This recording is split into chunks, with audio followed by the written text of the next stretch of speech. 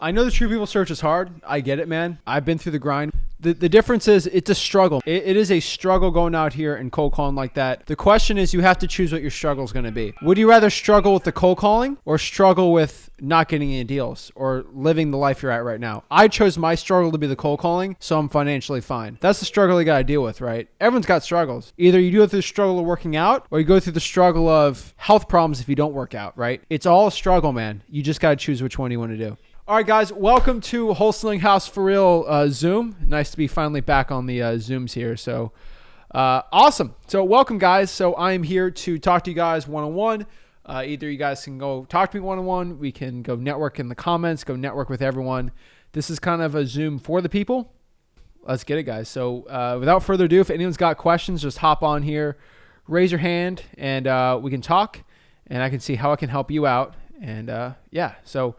let's go hop everyone on. Oh, what's up, Anna? How are you? Oh, me? You have your hand raised? Oh, yeah, she does. Privet, whatever. I don't know how to say it the right way, but I remember. I have him with me Hi. today. What's up? Yeah, I'm good. How are you? Good. So what's his name? Terrace. Okay, you put Anna Terrace on there. I was like, wait, who's who?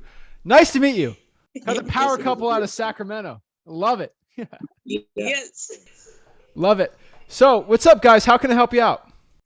Okay, so we've been doing crazy cold calls, and we got 2 leads. One lead, okay, let me try to flip the camera so you can see. Okay, this is the property. I guess it's called like the double flag lot, but once you go like in here, like to get to this house, you have to drive completely through this property. So the guy is asking like crazy price for it, kind of, but there's money to be made in it. So I don't know, should I just be I don't know how flag lots work. If you can explain that to me, I guess that's my question. And if I should be dealing with a land that is a flag lot. So it's a flood lot? A flag lot. I think it's called, yes. Okay. Have you heard of them? Not too much, actually. They're kind of, that's my first time hearing about it, and I Googled it, and basically flag lot is something that, like I showed you here, it's kind of, it has like the flag, kind of like the flag thing, you know, where like the driveway from, this is the street, this is the main street there, and you have to drive through house 1, house 2 to get to house number 3. Oh, flag lot. Yeah. Oh, I thought you said flood lot. No, flag lot. Yeah. How is there no street on it, right? It's just kind of there. Who owns the ones next to it? Yeah, so there's like the lot, and there's a second lot with the house. The guy owns the house lot and the empty lot. Oh, yeah. Okay. Flag lot. All right. Yeah, we scheduled to see him tomorrow at 10 a.m. And honestly, I don't know. Should I be telling him offer on those 2 lands? This way we can just make it one big property, or Is he selling both of them or just the one lot? both? Okay. He said he can either sell just the land, the house, or both out together. So he's open to anything. Is he okay? So are they deeded separately? Yes, Okay. they're 2 separate parcels and all that. I mean, honestly, the best way to do it is show me the picture while I'm talking, just so I can look at it. But it's better to buy all of it at this. So it's the one on the bottom, right? Yeah, that one. So it's that house. Where's the street? Oh, This okay. I see the street. The street is right there, like on the So top. that's the access to it. Okay. And there's a property on the other end of it. Who owns that? That's somebody else's property. So he owns this property, this parcel, and then he owns this piece of land. So it's 2 How do you have access? Where's the street access to that house? through right there. Where do you park? That's the problem with this. This is the garage. This is the main house. How does he get home? Huh? How does he get home? Goes to the backyard? No, he lives in Nevada. He purchased this property back in 2000 here in California, and he wants to get rid of it. So Oh my Lord. There's a lot. What's behind it? Apartment complex. Oh my gosh. This is a mess. Yeah, it's Okay. California. California is usually crazy on flag lots usually still have access. Honestly, at Yeah, the there's no access from here. There's no access yeah. from here. And the only access is the main street right here. But again, if you build anything here, then I have to drive through somebody's property to get to this house. You know what I mean? Yes, but in Florida, which I don't know about California, a flag lot, it's called a flag because it's shaped as a flag. There's usually a quote unquote flagpole, which you own, which you can have access to. Have you searched a flag lot? Let me pop it up. Let me get the California version of it. So, a flag lot in California is the shape of a certain type of lot, which access to the road is provided along a long, narrow flagpole. So you got to look at the property appraiser and see where that is, and that's probably gonna be your best bet. Those are tough. What I can tell you is a developer or a flipper is gonna need it. Still worth it. If they want too much for it, it might not be the best, but those are not regular comps. That's a mess of a deal. Mhm. Okay, and another question, same thing, double property. We're going to call this guy on Monday. He said, call me on Monday and we'll schedule time to meet. He has a property with two houses. I don't know how to price that because both of them are like rundown houses, like windows broken and all that. So, do I just like be lowballer and just offer like for one property type of a thing, or do an offer like on two properties because it's multi-family sort of a house? Do you know what I mean? Yeah, I'm gonna have to look at the deal. Are they separate properties? They're separate property. It's not a duplex. It's like a house on one big parcel, like just on one big piece of land. All under one deed? Yes. You gotta negotiate both of them then, or you can Okay. split it usually. Okay. But yeah, Oh, all of them at once. Yeah, thank you and thank you. Have a good one, guys. You bye-bye. too. Thank you so much. All right, Mason, what is up, bro? Hey Zach, hey man, how's it going? I'm blessed, man. How can I help you out? Nice meeting you. Same here, man. Same here. Thank you. Hey, quick question. So I'm working not probates. Well, I'm doing that too, but pre-foreclosures. So here in my county, they do a public by posting, and everything is like probably gives me less than 30 days to really reach out to the homeowners. And some of them are not really motivated, or they're kind of like, I guess, maybe in denial, maybe, or they found someone else. But anyways, I was trying to see, is there a way that you know of that I guess do counties actually have that information sooner than 30 days so I can get a hold of them before Oh, it's like the last 30? Because so here I'm what? here in Texas. Okay, so you're in Texas. What specific list? Pre-foreclosures. So pre-foreclosures.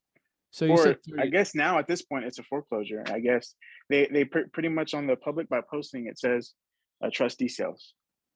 Okay, so you're gonna want to get a pre-foreclosure. So, like we said, I would probably go at the notice of defaults, and then notice of default's probably the best one. List pendency can go after too. Just in freeholston.com, we have the modules in there. But I would either go to like listrei.com and go by pre-foreclosures there. But all they do, I'm just telling you, is they go to the public record and go to list pendencies and notice of defaults. So you can do it the freeway also. Okay. Because I've asked for NODs. Maybe I have to ask more, but they kind of just act stupid, I guess, and they All don't right. really Well, know anything about it. notice of default. You can look at liens. You can look at stuff from banks. So that's a big one, like Bank of America versus, Jose Johnson. And then it's on a property, right? You can look that stuff up. There's a lot of creative stuff you can do. Debt, mortgages, like you get really creative with it. Okay, so this is different than me going to the county clerk. You're saying to go to like Public something that records. the public records. Yep. Okay. All right. A lot of ways to do it. No worries, man. Appreciate it, Mason. Any other questions? I'm good for now, man. Thank you. All right. Have a blessed one, man. Nice meeting you. Where in Texas are you? I'm in San Angelo. You talked about San Angelo once already. I did talk about. Oh my gosh. Yeah, yeah. Cool, bro. I'm there, man. All right, man. Keep it up. Keep up the grind. Thank- Hello, Lymph. Yeah, hello. Hey, how's it going? Hey, how you doing, Zach?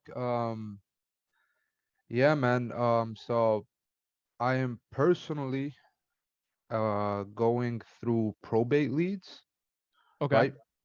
But the problem with that is down here in New Orleans, right? We call them successions lists. So when you get the successions list from the clerk of the court, right, all it gives you is the name of the deceased, right, and a number on the left, right? And that number you got to search it up through the clerk of the court, da da da, and it takes a very, very long time. What's your advice on that? What's a way I could do it faster? Should I hire a VA to do that for me? Or is there like certain companies who could search up just by name just to get the address for me? I have VAs do it for me. You have VAs? Yeah, that's what I always recommend. Like if it's too much for you, do the VAs. Yeah, no, it's a very time consuming thing. And Oh plus yeah. down here in New Orleans, it's a very competitive market. Like Oh I yeah. know a lot of wholesalers, and I know like ex-wholesalers who told me like, hey, yo, it's gonna get more competitive because of the way the market's going right now. Yeah. But yeah, I'm also doing banner signs. Banner signs. I'm speaking with this guy. He used to do wholesaling. Like he's a big guy. He was a big guy in wholesaling. He actually knows Grant Cardone personally. He knew him before he was Grant Cardone.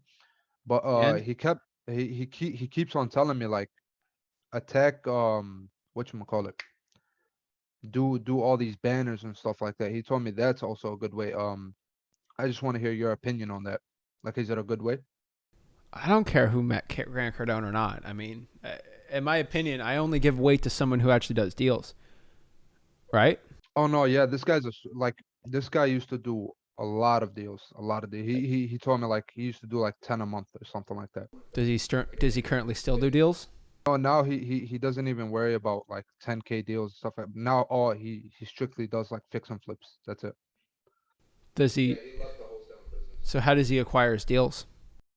Now he has wholesalers give him deals. Yeah, like he has a lot of wholesalers. Well, I'll take what he says with a grain of salt. If he's not marketing, then I don't. Right? Yeah, he left wholesaling a long time ago. Like I'm just saying, I'm not going to listen to a old time coach, from the 30s on how to do football now, right? I'm not going to listen to Bill Walton on how to shoot 3-pointers. I mean, because he did back in the day, right? I mean, I just right to a point, right? Like I'm not going to Warren Buffett and ask him how to SMS text blast. Like what he knows is not that, but like he's a genius on the other end, but like that's might not be his realm, or he might not done it in a while, right?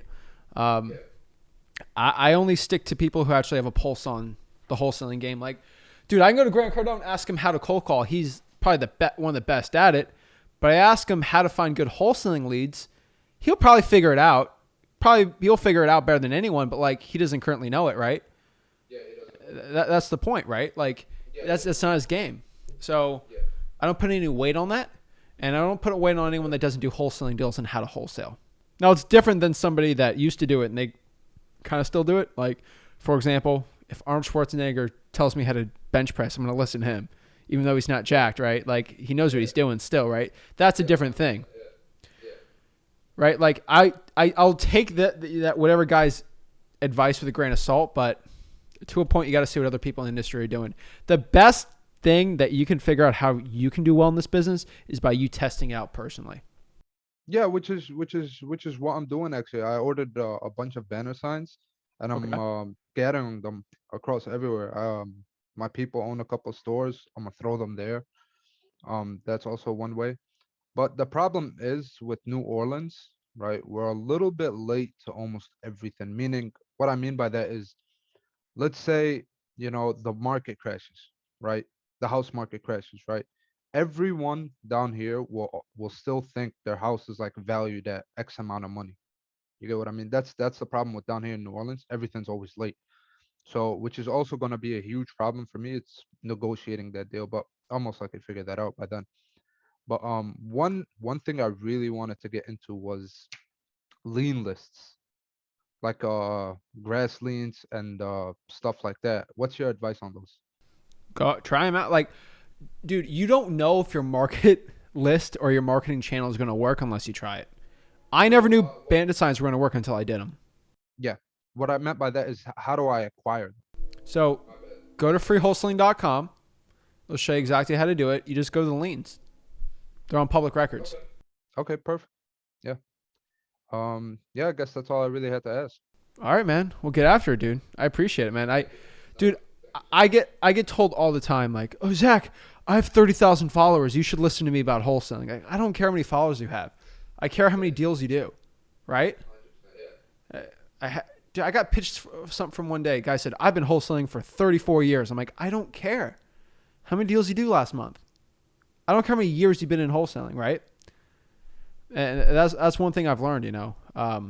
Talent will be the experience. Like, I don't I like trusting people, but I want to verify it. So that's all I could say, man. But take what that guy says with a grain of salt. Like, still, listen. I listen to everyone, dude.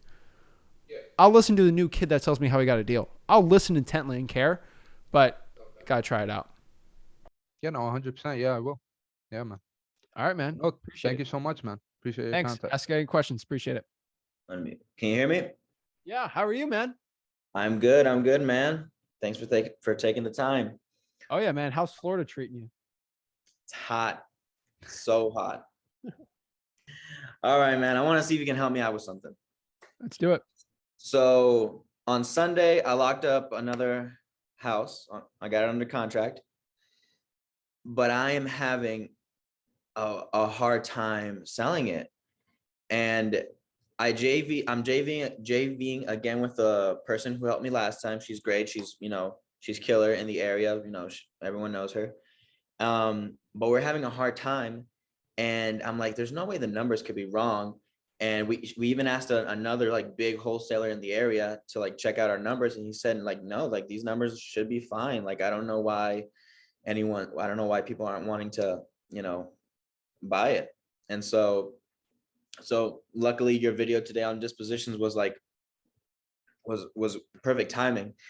But like, what do you think I should do? So because if she can't dispo it, and she's like been doing it for a while, I don't know how if I'm gonna have any luck doing it.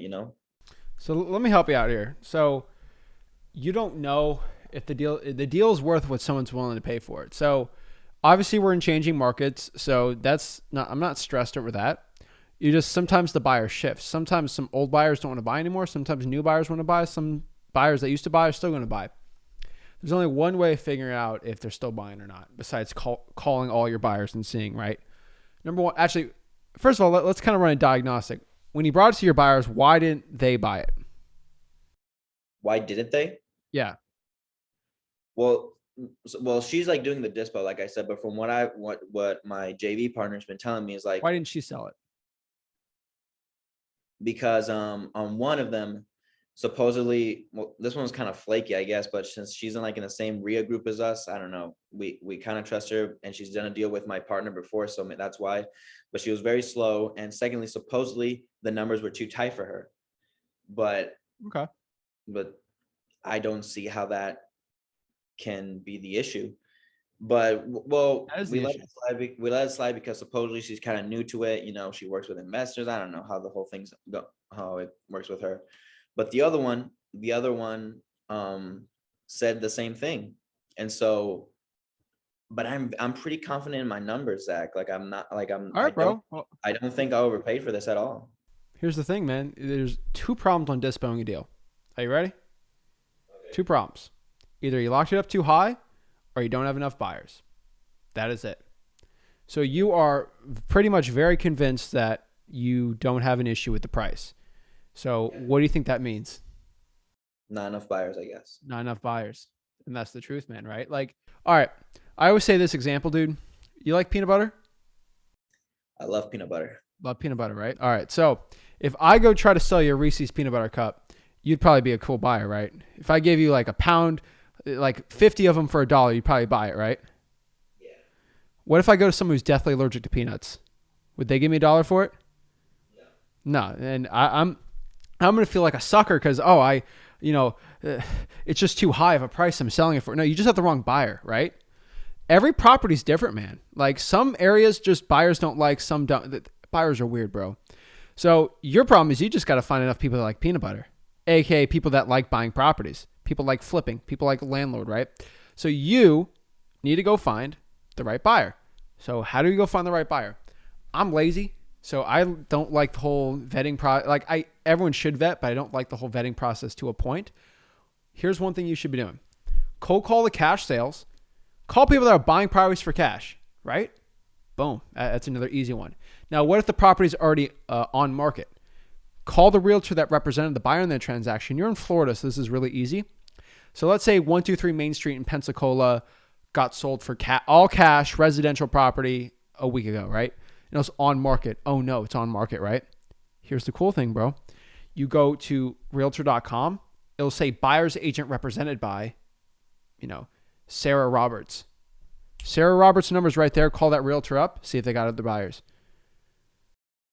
Okay. In a 4-hour period, man, you get 50 of those. Easy. What was the website you said? What was it called? Realtor.com. Oh, okay. And you can go on like PropStream and just find cash sales. And you're Gucci, man.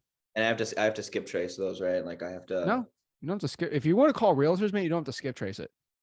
No, yeah, I meant the ones on PropStream, but yeah, on the real. Okay, I'll go to realtor.com then and I'll ask. Yeah. But yeah, okay, I'll do that. The thing is like my JV partner, like she's well known in the area. She does a lot. She does a lot of deals, and she's really good at the dispo side of it. Like she's the one I did my first deal with, and it went awesome. And so, I guess I'm just gonna have to do that, man, because. You're gonna have to, dude. I think you're relying on this person, and you got to get off the crutches of them, right? You got your training wheels on, man. Break free. Don't ghost their JV partner, man. You just got to find enough buyers.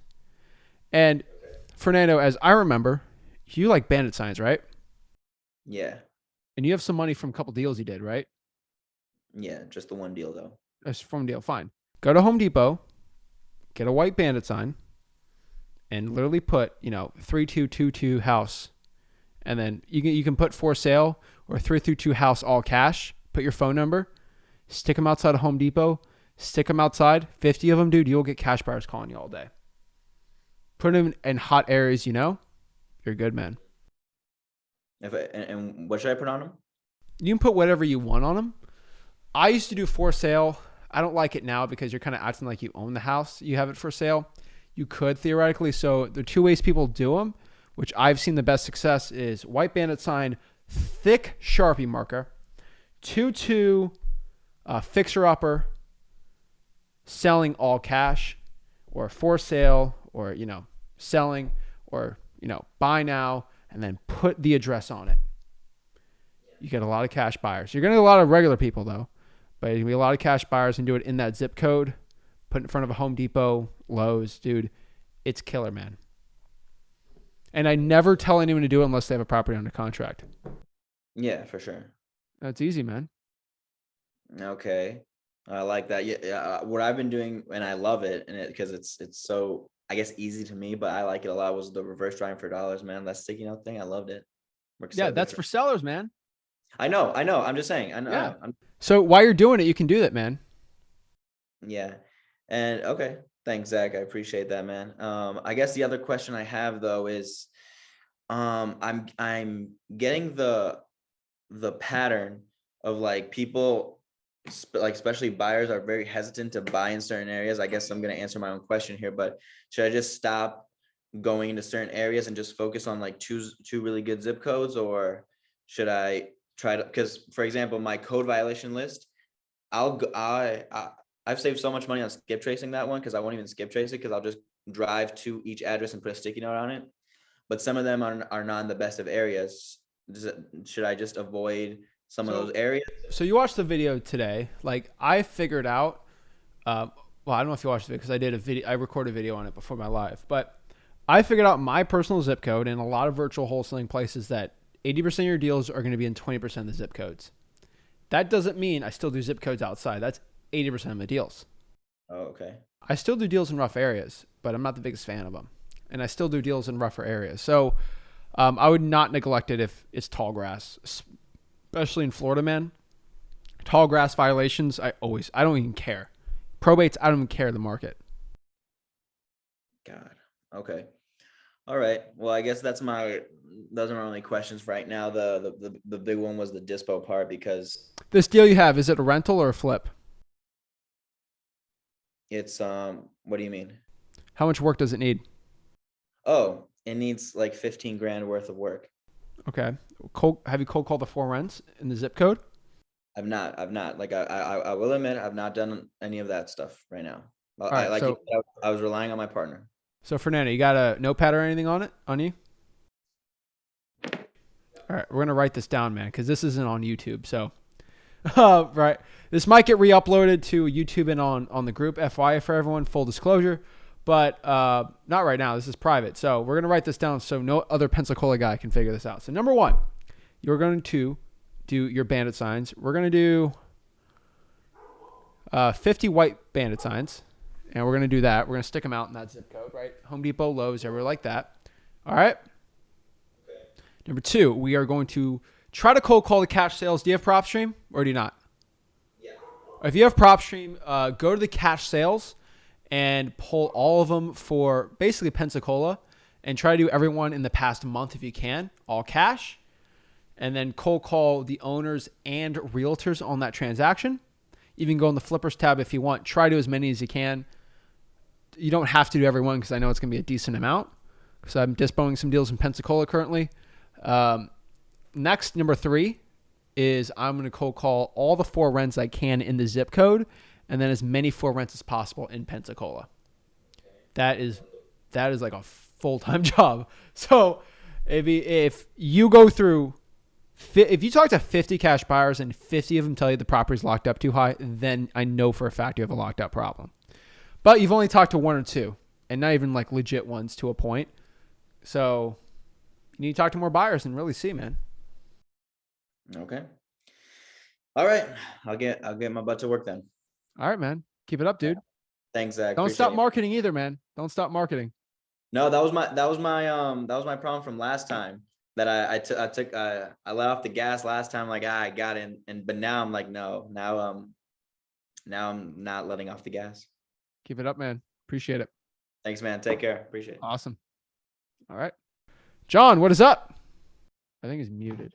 Hello. Are you a streamer? You Are hear you me? streaming now? Why do you got what's up with the mic?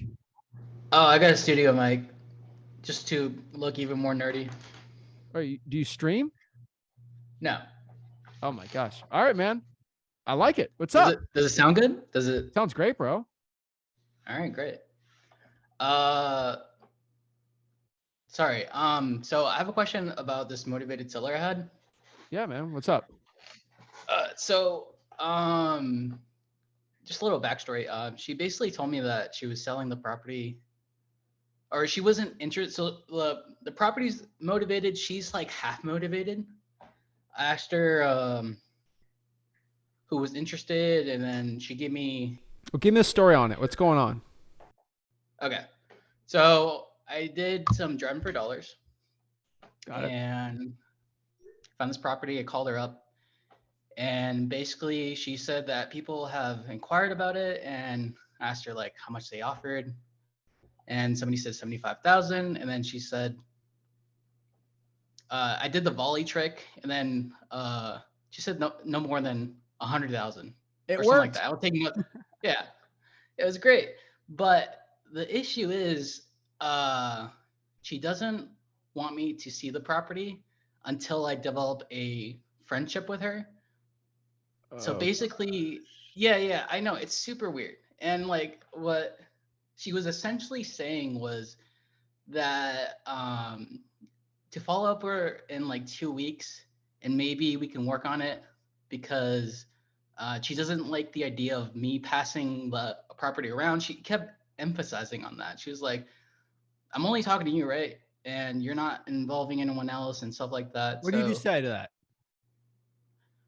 I said, basically, well, I introduced her. I already told her that I worked with other partners, but Yes. essentially that I'm interested in the property. You're gonna have my full attention, but I'm not gonna pass it around or anything. But like, I did tell her that I have partners that are interested in properties and stuff like that. So I'm not really sure on what she wants out of me, especially because I still need to follow up with her, obviously. This is weird, man. But All right. it's super weird to me because What, John, answer my question here. What did she say? What did you say if she said, "Are you the only person?" I'm trying to retrace my steps. I essentially said like I'd be Put you on the spot. yeah.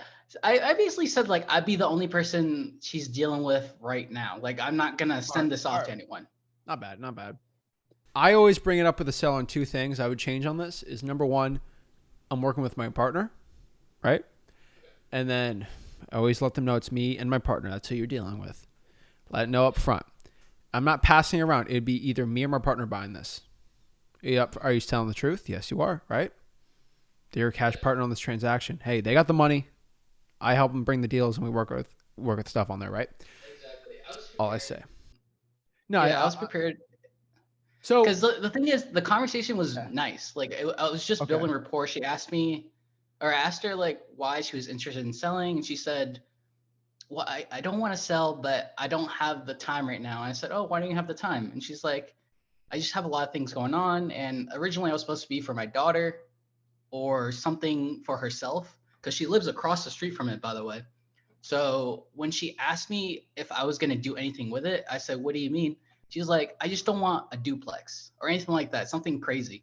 And I Got said, it. "Okay, so if we were to do anything with it, we would want everything in your best interest. So like I wouldn't do anything that you wouldn't like." So I get just it. tried to reassure her. So she lives across the house. So she has different needs than the average motivated seller. So I can tell you straight up, if she asks you to be her friend, that's kind of weird. That's a red Yeah, flag. not like that. She didn't really phrase it like that. She Okay. was like, I kind of want to touch bases. Maybe we can develop a friendship. I don't know what word she meant or said originally, That's but it fine. wasn't friendship. Good. But essentially, the property ARV is 160 to 170. I showed it to my realtor friend, and she wants it for 100,000. I still got to see it. I can't buy a property as is, or can I? Like that's my question. Like it, obviously I need to see the property to see what I'm working with, right? Yeah. So I always do this before I even bring it up cash partner or anything like that. Hey, Miss Seller, when can I meet you at the property to look at it? I need a so she's going to either say, so you're just going to say that, okay? She's either going to say, okay, when can I meet you? Blah, blah, blah. You go see at the house, right? Is this local to you?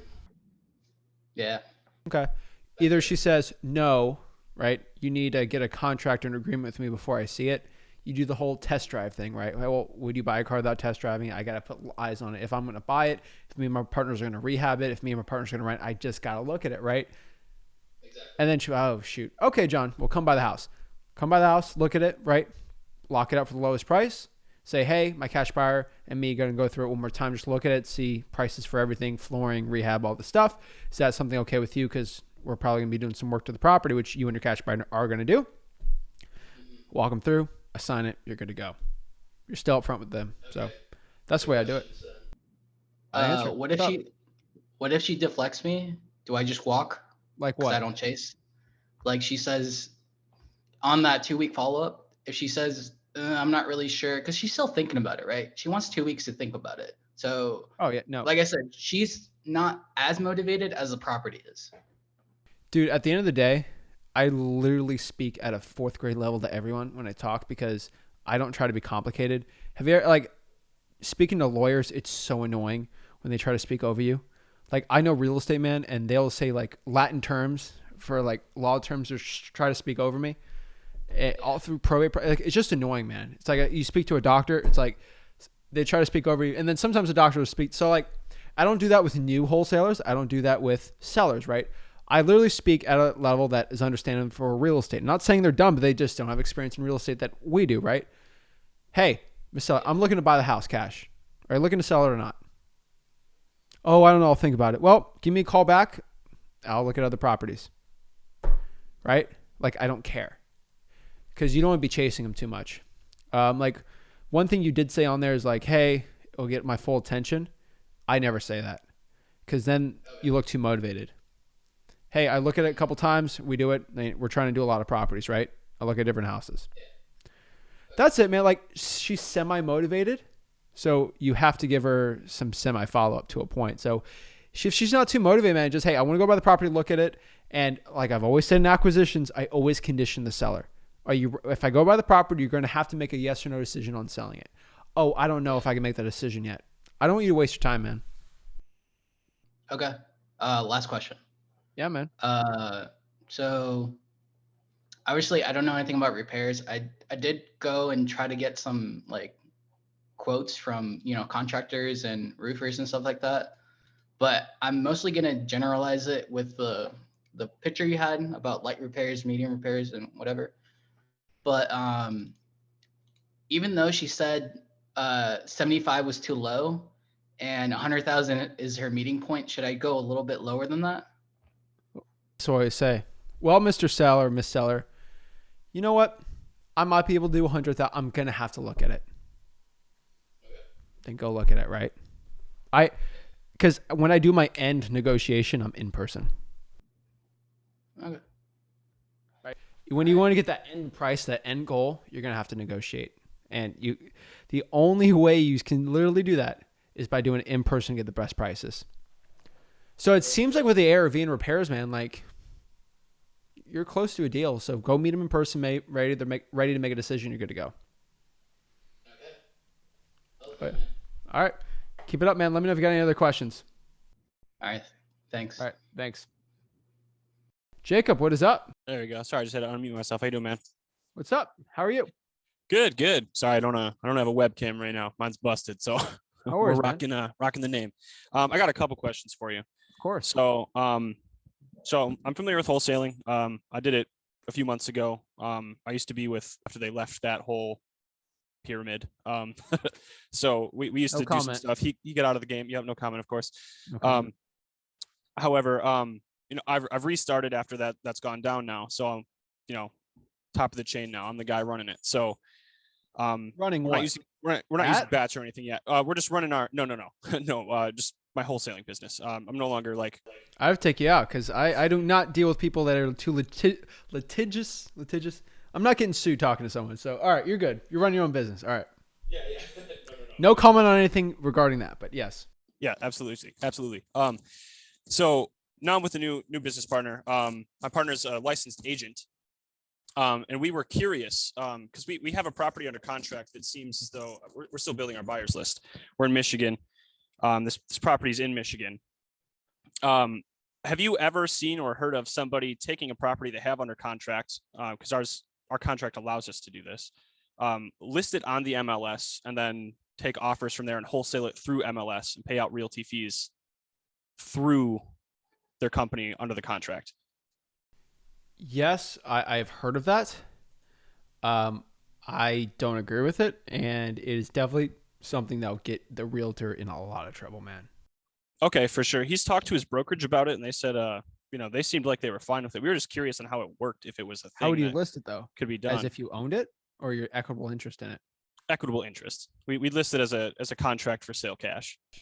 So I know a lot of brokers, it's a no-no, and a lot of people don't do it. I'm never a big fan of that at all. I've talked to enough lawyers, which they are not okay with it. If Jacob, if this is in Michigan, right? Yeah. Yep. I'm going to say no on this, but do me a favor.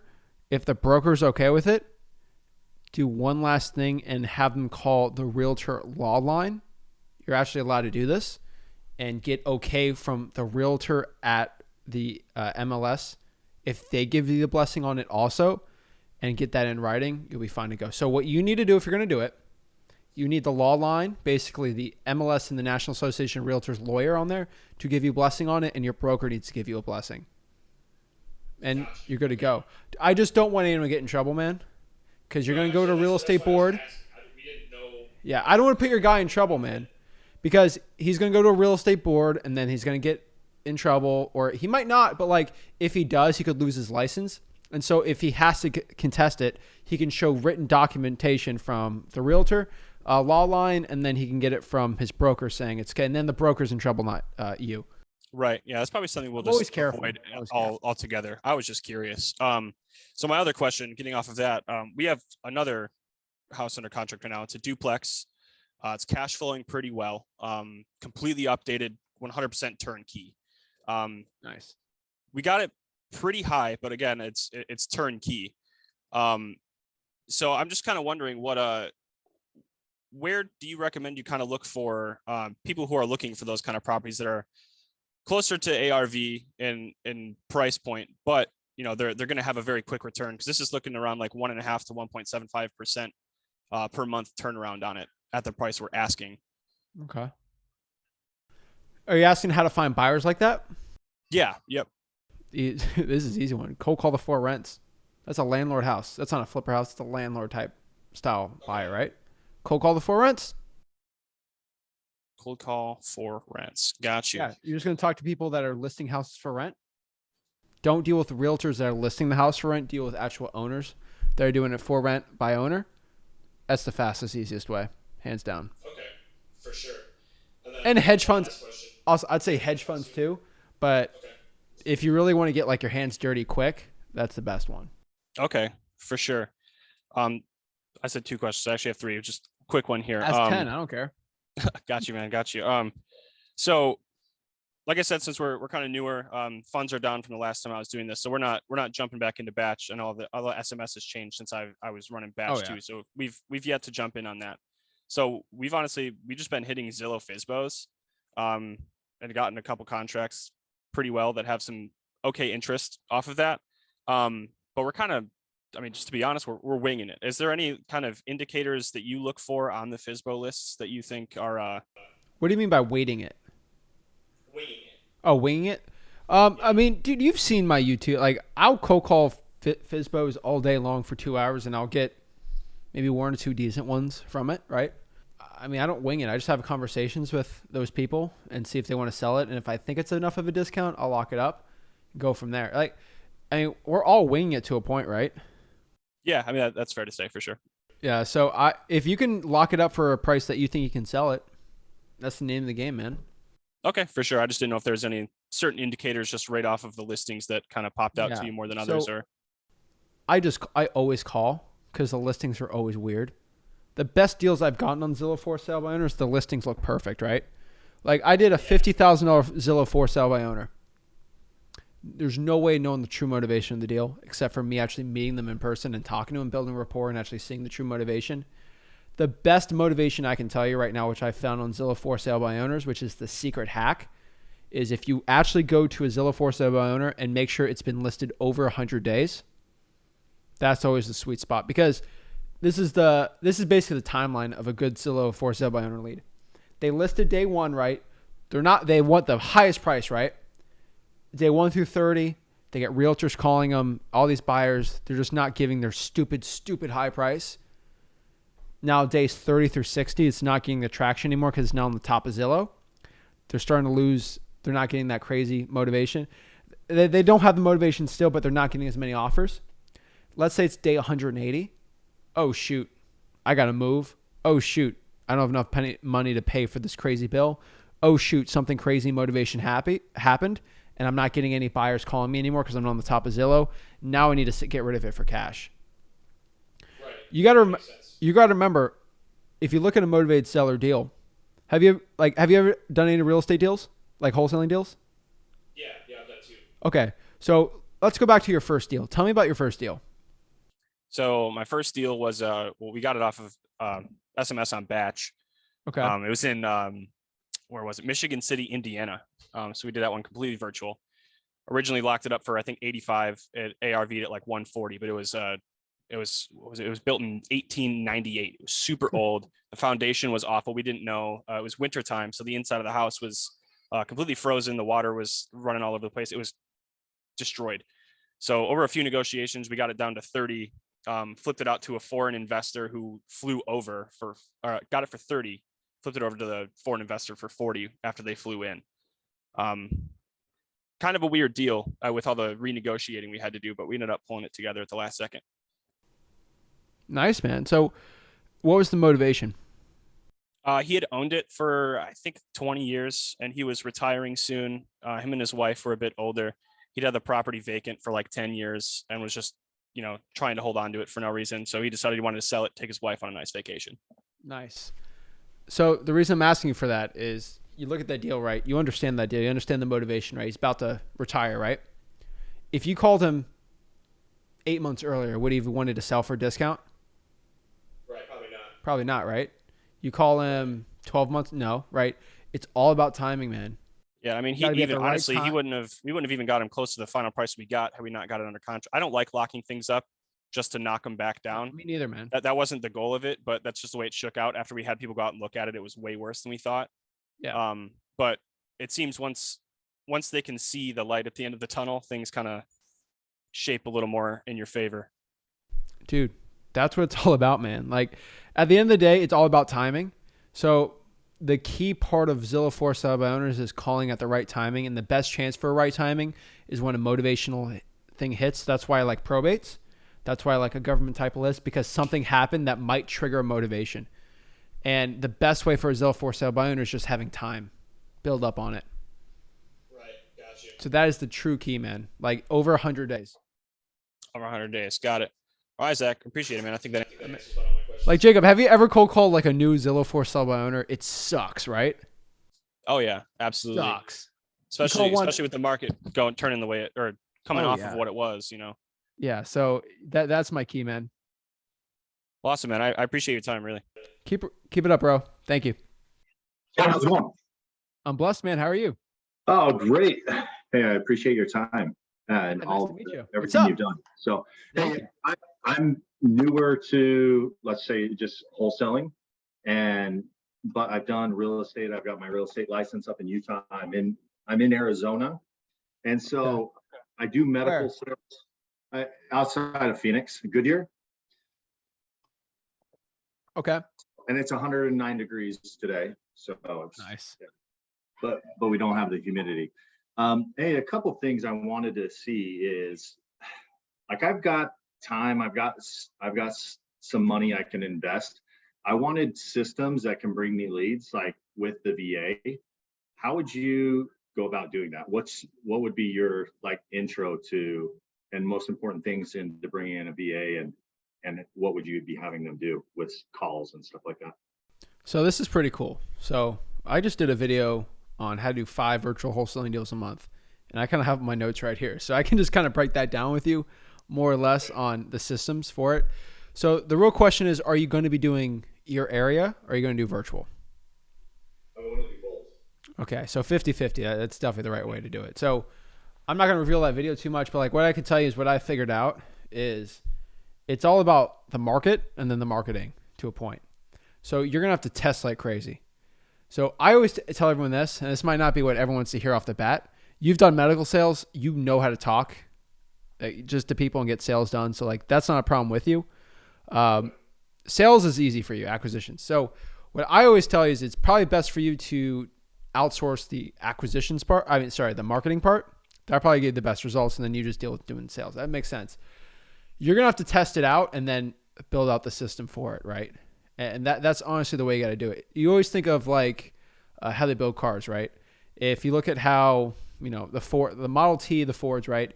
They have to build, the prototype, and then they know how the prototype works, and then they build it out like crazy. They don't automatically make an assembly line for a Tesla right off the gate, right? They make it first. They make a prototype, they make 2 or 3 of the cars, and they test it out, and then they go mass out on it.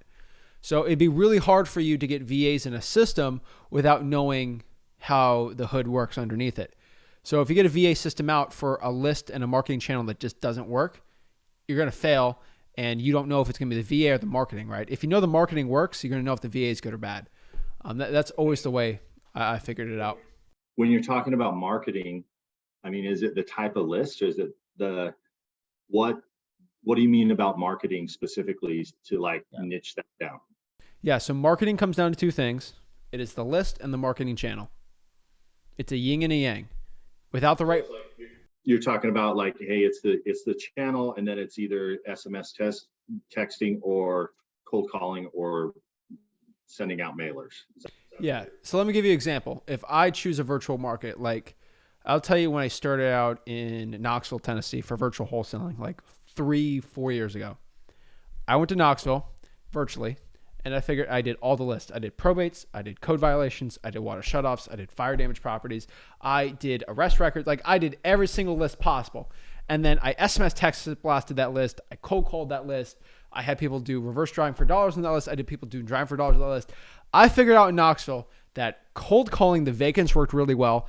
SMS text blasting the vacant high equities worked really well. And then I figured out the arrest records and fire damage didn't work too well.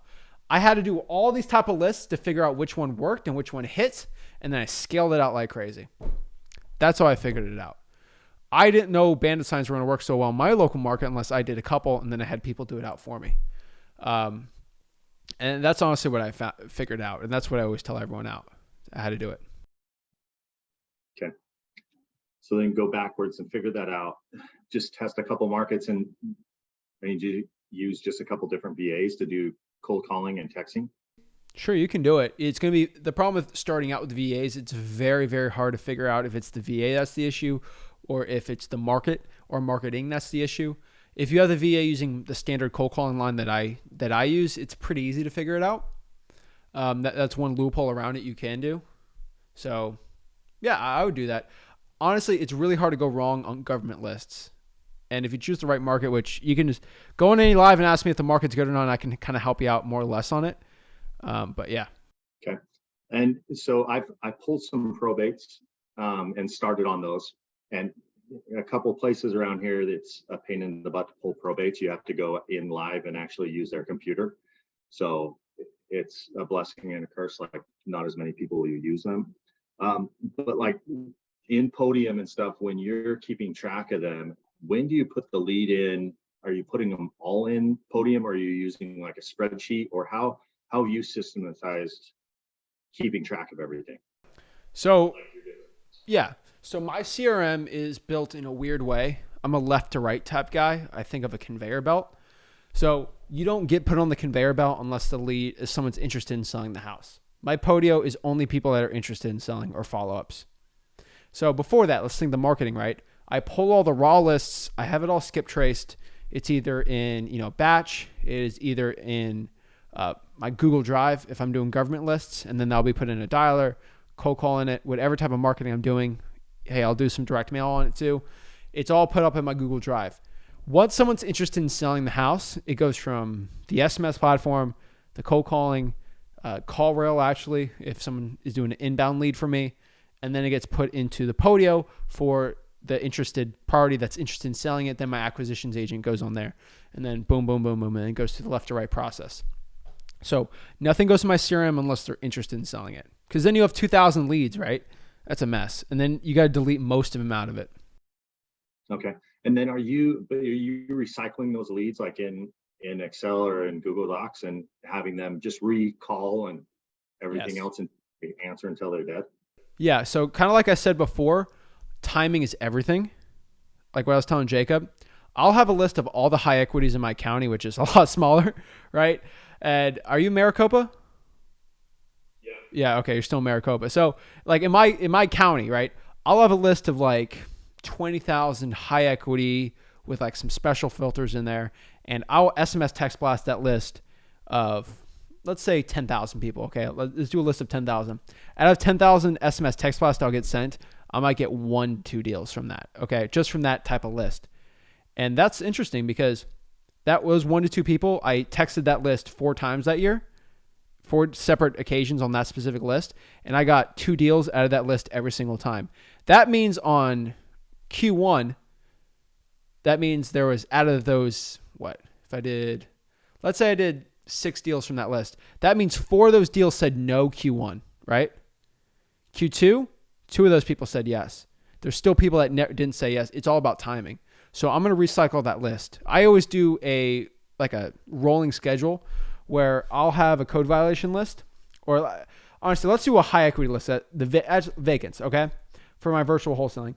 That vacant list, month 1 is going to get hit with SMS. Month 2, that vacant list's going to be a cold call. Month 3, that's going to hit with the direct mail. Q2, going to SMS text blast list again, SMS text blast that list again. Then I'm going to cold call that list and then do, because different marketing channels hit sellers different ways. I have deals where I SMS text blast and I got a deal because the seller would never answer a cold call from me. Never. And vice versa, where they'll only answer a cold call. They don't trust the texts. It's all weird, man. So I figure out different channels hit it at different ways. Okay. No, that's great. And then, hey, how do you, I've heard you say like switch up your number a couple times.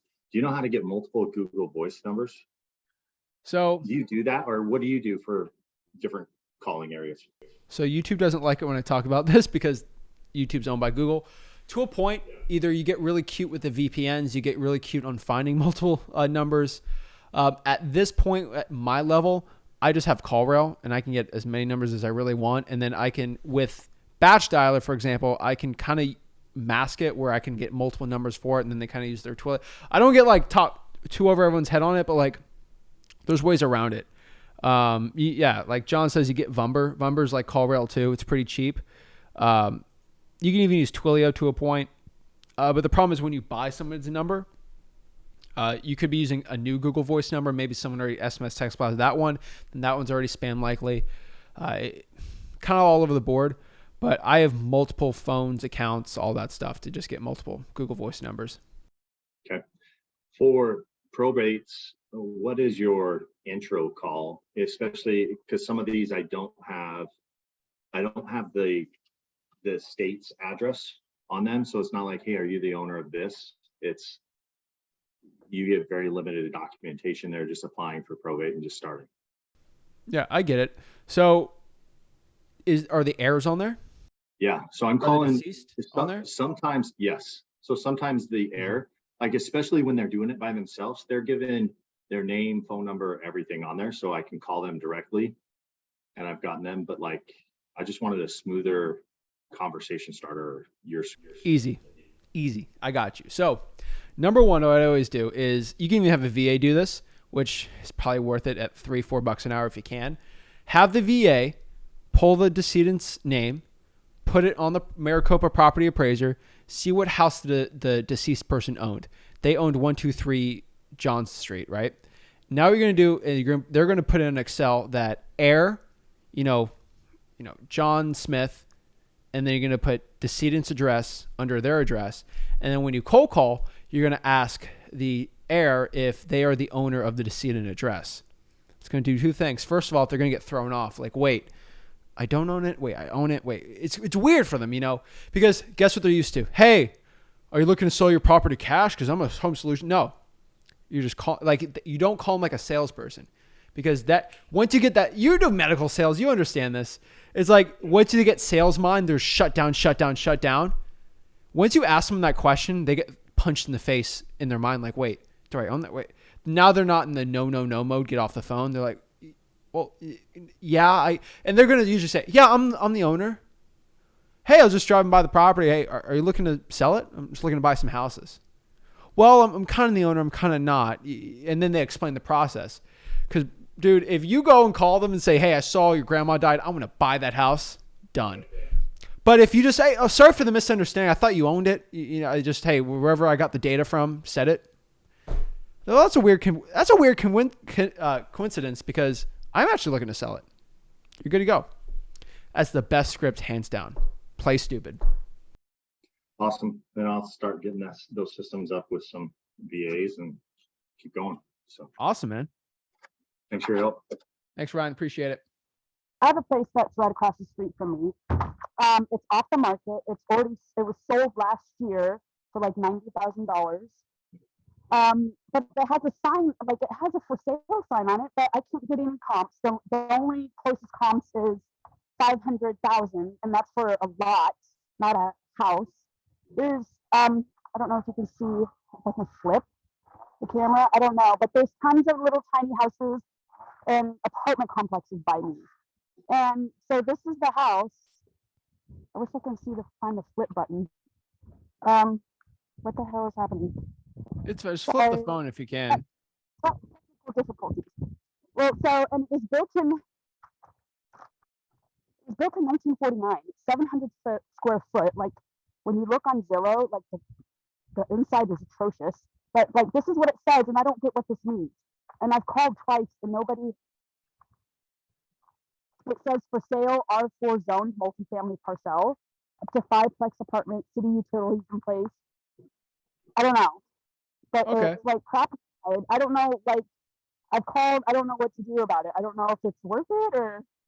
Call them. It is always worth to call them. What it's basically saying is it's a multifamily deal, and it's zoned for multifamily. Honestly, when you have questions, you need to call and just ask them the questions and see what they say. No one will answer me. I've called several different. Put a sticky note on the sign, and you'll get a call back. I promise you. Do it. Put a sticky note on the sign and cover up one of the numbers on it, so they have to go and pick it up. You'll get it. I promise you. All right. Yo, I came from zero. Finally got your name. What's up? Not much. I just had a question with when calculating your MAO for like a fire damage property. Yeah. So what would I like? That's what I'm saying. I don't know what it'll be like, because what if we just got to demolish the whole? It's looking like that's the best option. Reverse wholesaling is the best way. Just go to a buyer and see how much they're willing to pay for it. Okay. It always depends on if you can rebuild it or if it's land value only. Okay. Because I had gone to an appointment yesterday. I'm not sure where I messed up an appointment where we couldn't come down to a price, but it kind of just ended with the lady saying that she wanted to go look at like what it was kind of worth. She should be reaching out to me by the end of the day today. I mean, it's kind of late right now. I'll probably shoot her a text. But I wasn't sure what to offer. That's what I was asking. So just kind of just reverse. You said reverse wholesale it? Reverse wholesale it, man. Best way, hands down. So would you say like even like tap in with like hedge fund buyers and stuff like that? What kind of buyers? The hedge fund buyers? Yeah. Okay. No, it depends. Is this a certain deal you're having right now? Yeah. So the crazy thing is, I'd went on this street and I like put all these addresses in, and I skip traced it, found the lady, and coincidentally she owns like the 4 other houses, which are just like in this terrible. So like they're all like right there. So yeah, this is the one I'm working on right now. Awesome, man. So how much fire damage is it? Pretty bad. Actually, at one of the properties, while we were doing the appointment, we even a squatter even came out. She kind of turned up on the squatter, but yeah, they're pretty bad. Is the house? Do you have to knock it down? You think, or you think it can be saved? I know you're not an expert. I don't think it can be saved. All right, wait.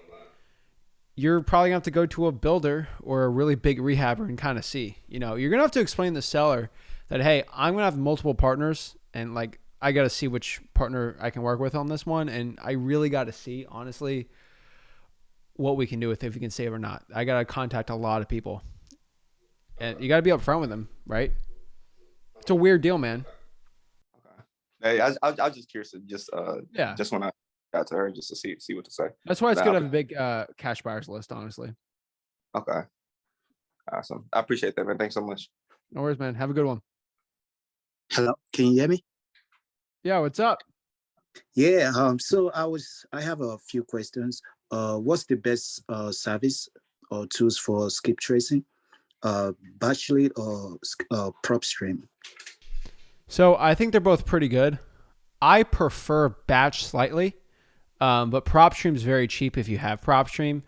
So it's cheap enough where if money's an issue, I'd use PropStream. But if money's no issue, I would say Batch. Okay. And there's sometimes when I'm running like comps with a PropStream, and sometimes I don't have enough data to make that comps. So what do you suggest I do in situations like that?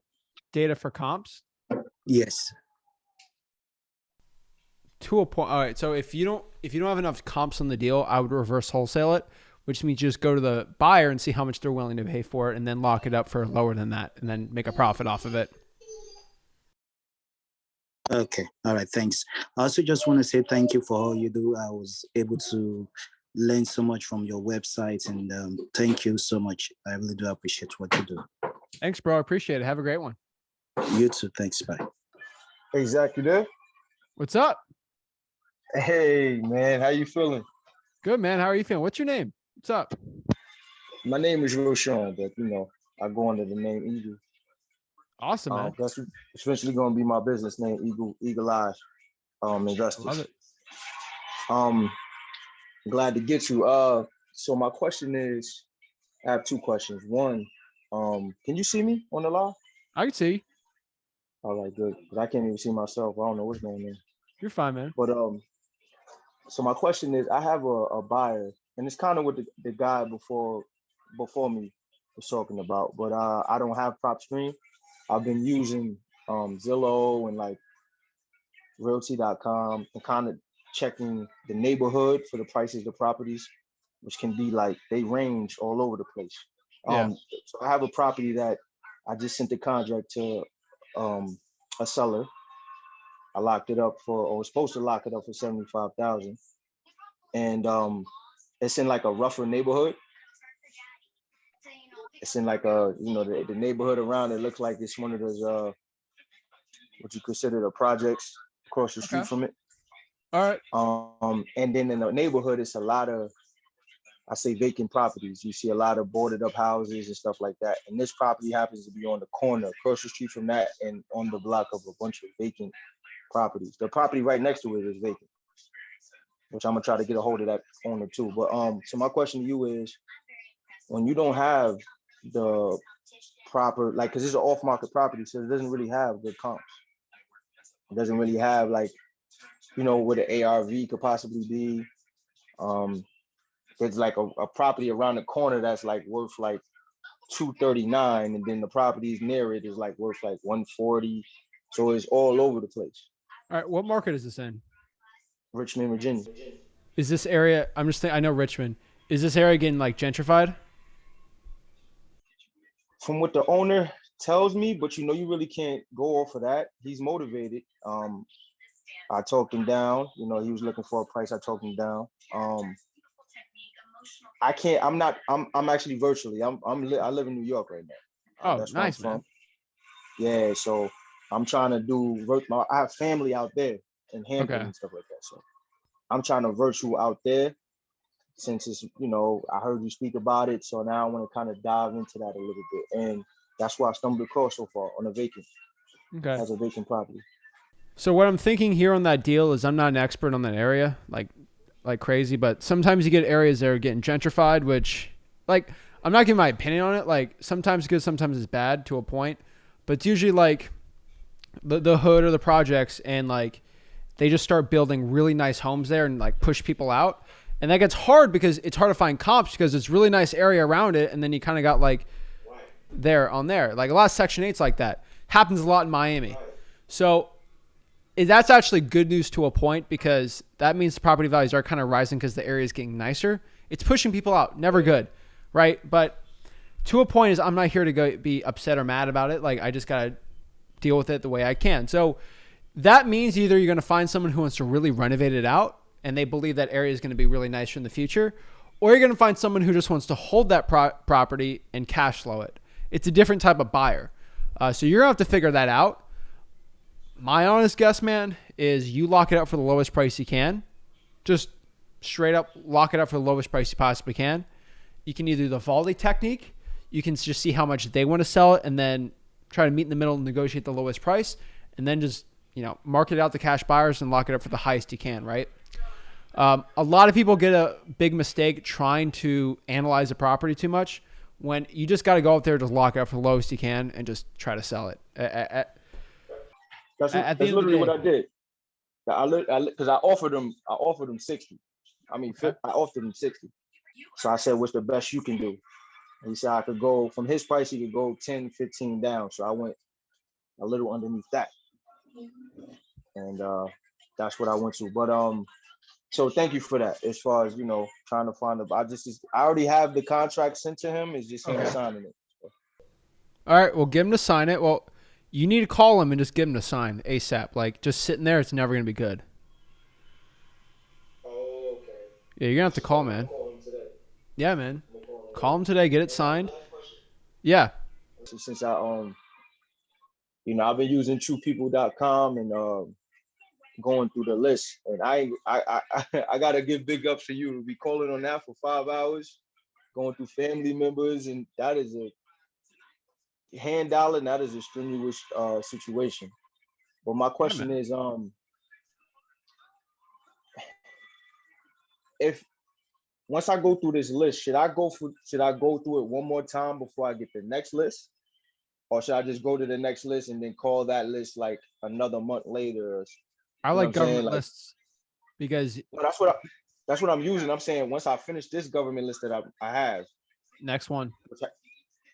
Give it some time. Give it some time. Yeah, give it some time. I don't call a big list unless it's like a brand new list, like a new code violations for the month. I always pull that, but I don't recall a list.